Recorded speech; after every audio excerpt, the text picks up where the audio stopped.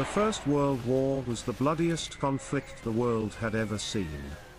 Millions of soldiers spent years in vast trench networks that sprawled across hundreds of miles of terrain, locked in a gruesome stalemate.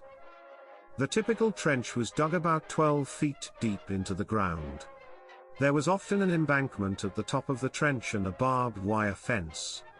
Many trenches were reinforced with wooden beams or sandbags to prevent erosion. The bottom of the trench was covered with wooden boards called duckboards, which were meant to keep the soldiers' feet above the water that collected at the bottom of the trench. But although trenches provided protection against frontal assaults, soldiers were vulnerable to shelling and snipers. Over the course of the war, sharpshooters claimed the lives of thousands, and many more were killed by shrapnel from exploding artillery shells. In some armies, meals consisted almost entirely of tinned food, often served cold for lack of fuel. Other soldiers were more fortunate.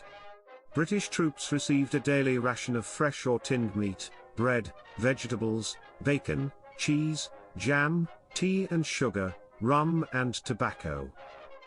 During long periods of inaction, soldiers would spend their days playing cards, repairing weapons and equipment, serving on sentry duty, or communicating with loved ones.